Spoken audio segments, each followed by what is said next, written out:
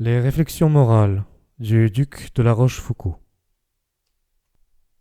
Ce que nous prenons pour des vertus n'est souvent qu'un assemblage de diverses actions et de divers intérêts que la fortune ou notre industrie savent arranger.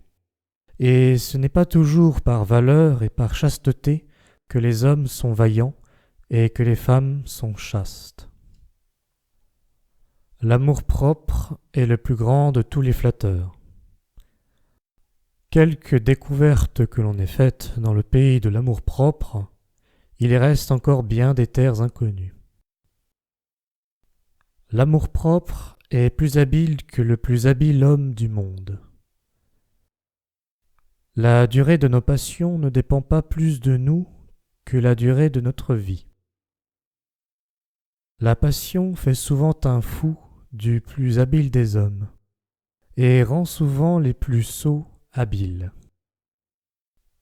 Ces grandes et éclatantes actions, qui éblouissent les yeux, sont représentées par les politiques comme les effets des grands desseins, au lieu que ce sont d'ordinaire les effets de l'humeur et des passions. Ainsi, la guerre d'Auguste et d'Antoine, qu'on rapporte à l'ambition qu'ils avaient de se rendre maîtres du monde, n'était peut-être qu'un effet de jalousie. Les passions sont les seuls orateurs qui persuadent toujours. Elles sont comme un art de la nature dont les règles sont infaillibles, et l'homme le plus simple, qui a de la passion, persuade mieux que le plus éloquent qui n'en a point. Les passions ont une injustice et un propre intérêt qui fait qu'il est dangereux de les suivre et qu'on s'en doit défier, lors même qu'elles paraissent les plus raisonnables. Il y a dans le cœur humain une génération perpétuelle de passions, en sorte que la ruine de l'une est presque toujours l'établissement d'une autre. Les passions en engendrent souvent qui leur sont contraires.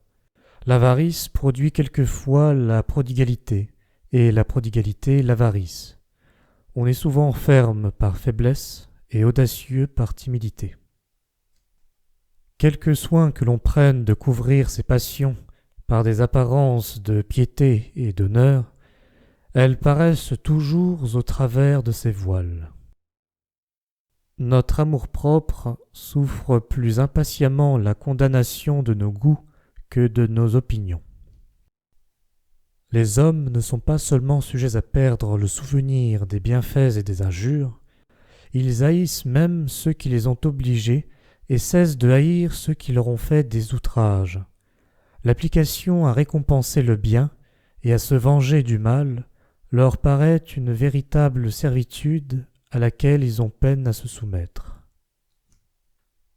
La clémence des princes n'est souvent qu'une politique pour gagner l'affection des peuples.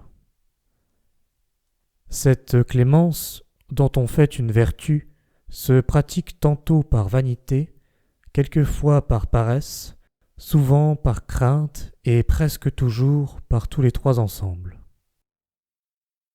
La modération des personnes heureuses vient du calme que la bonne fortune donne à leur humeur.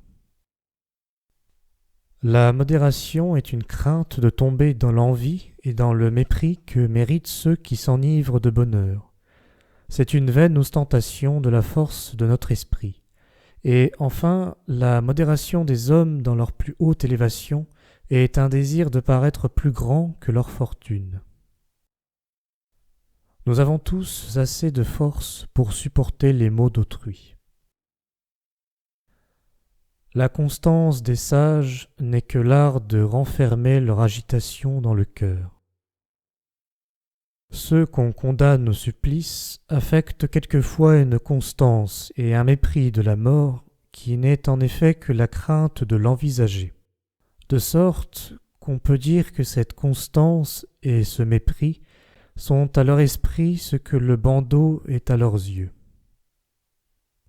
La philosophie triomphe aisément des mots passés et des mots à venir, mais les mots présents triomphent d'elle. Peu de gens connaissent la mort.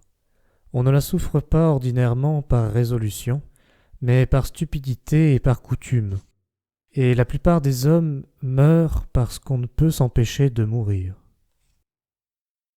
Lors que les grands hommes se laissent abattre par la longueur de leurs infortunes, ils font voir qu'ils ne les soutenaient que par la force de leur ambition, et non par celle de leur âme, et qu'à une grande vanité près, les héros sont faits comme les autres hommes.